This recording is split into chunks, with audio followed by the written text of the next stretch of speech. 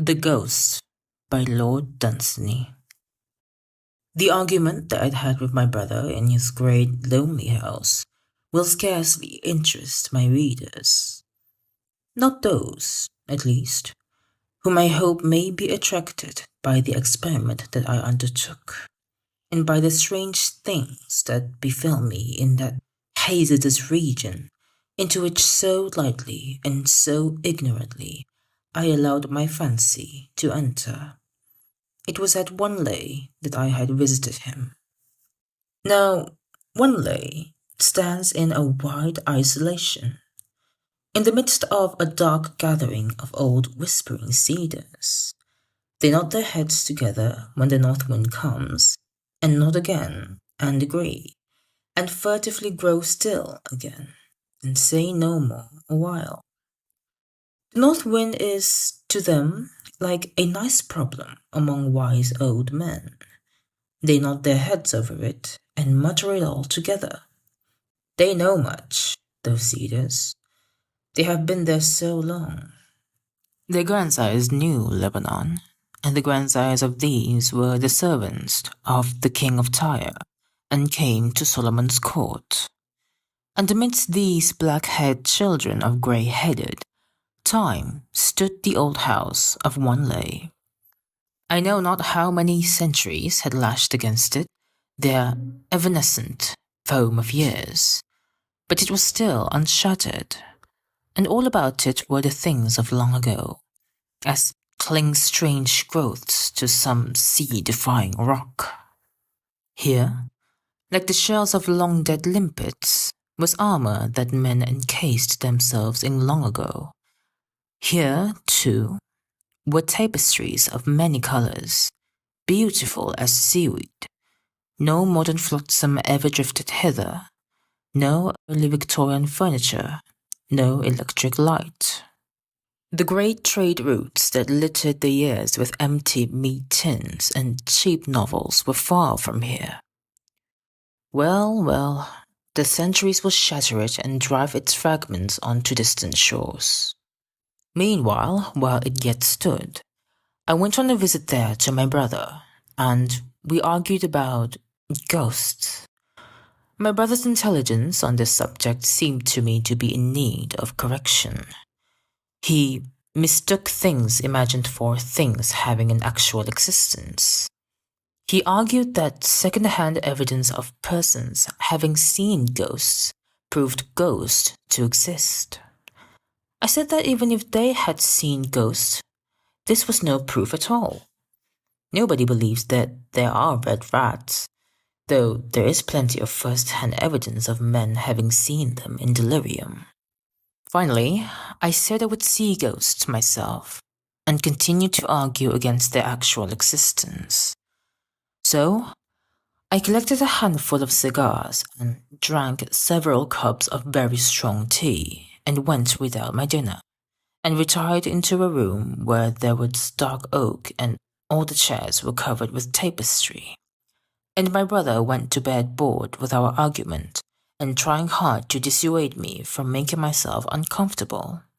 All the way up the old stairs as I stood at the bottom of them, and as his candle went winding up and up, I heard him still trying to persuade me to have supper and go to bed.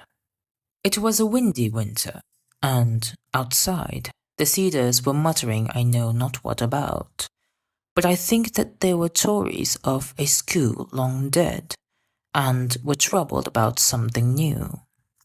Within, a great damp log upon the fireplace began to squeak and sing, and struck up a whining tune, and the tall flame stood up over it and beat time, and all the shadows crowded round and began to dance.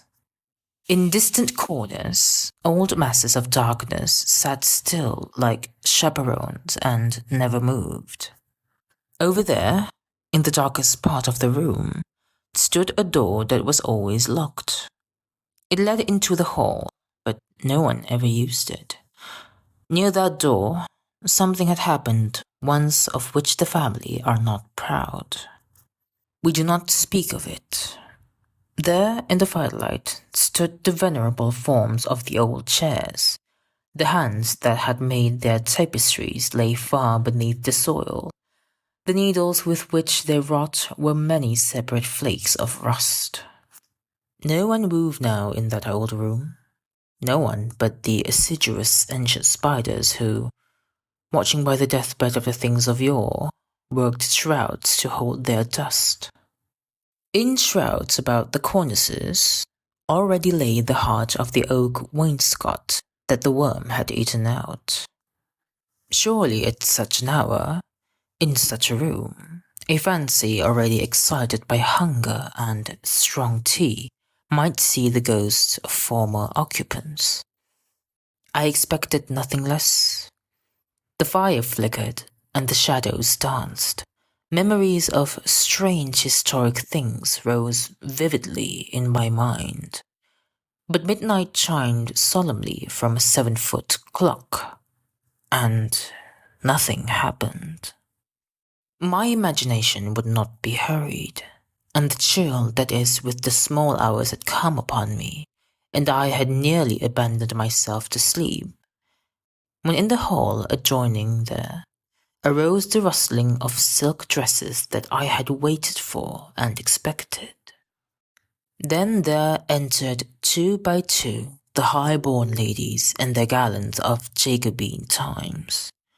They were little more than shadows, very dignified shadows, and almost indistinct. But you have all read ghost stories before. You have all seen in museums the dresses of those times. There is little need to describe them. They entered, several of them, and sat down on the old chairs, perhaps a little carelessly considering the value of the tapestries. Then the rustling of their dresses ceased. Well, I had seen ghosts, and was neither frightened nor convinced that ghosts existed.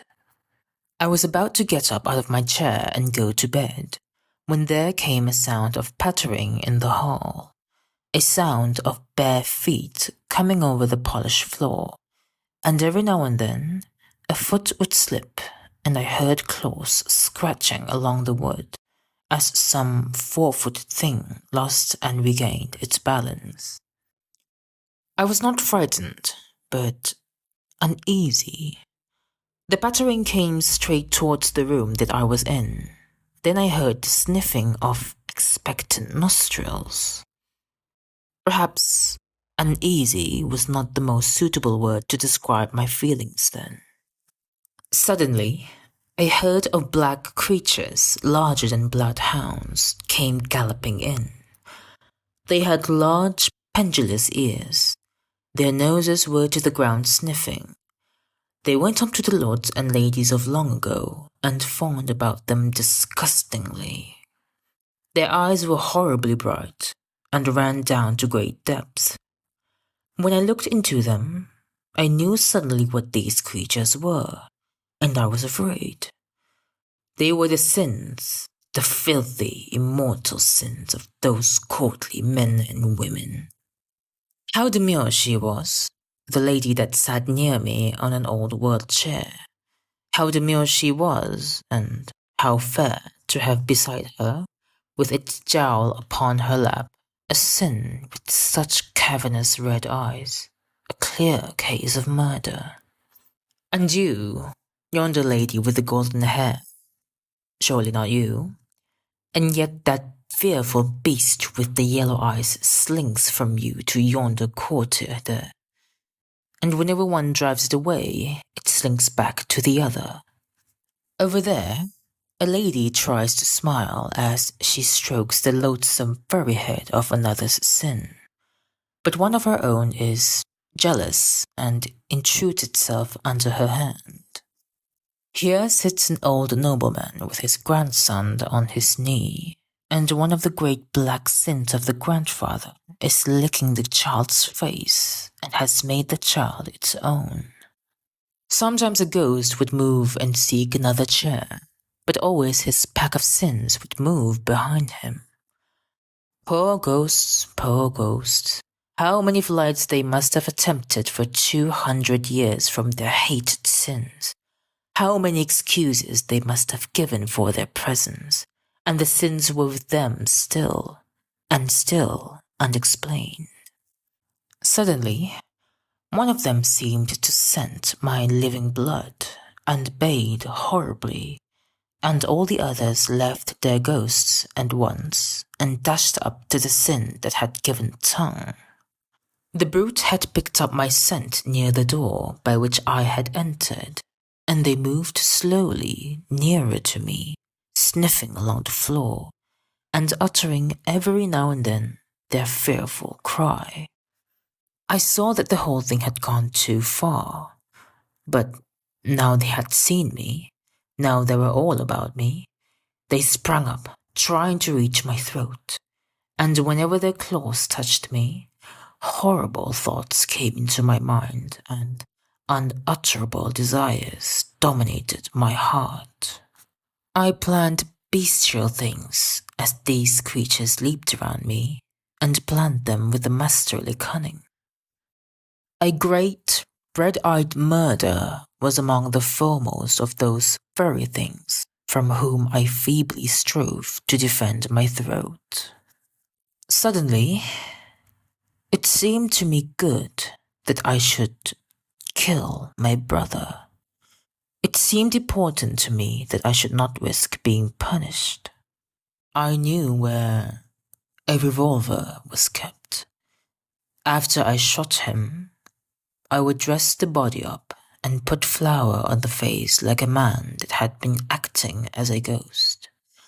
It would be very simple. I would say that he had frightened me, and the servants had heard us talking about ghosts. There were one or two trivialities that would have to be arranged, but nothing escaped my mind. Yes, it seemed to me very good that I should kill my brother as I look into the red depths of this creature's eyes. But one last effort as they dragged me down.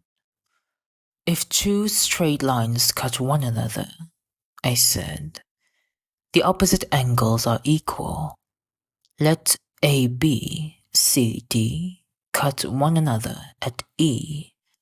Then the angles CEA, CEB equal two right angles. Also CEA, AED equal two right angles. I moved toward the door to get the revolver. A hideous exultation arose among the beasts. But the angle CEA is common. Therefore, AED equals CEB. In the same way, CEA equals DEB. QED. It was proved. Logic and reason re-established themselves in my mind. There were no dark hounds of sin. The tapestried chairs were empty. It seemed to me an inconceivable thought that a man should murder his brother.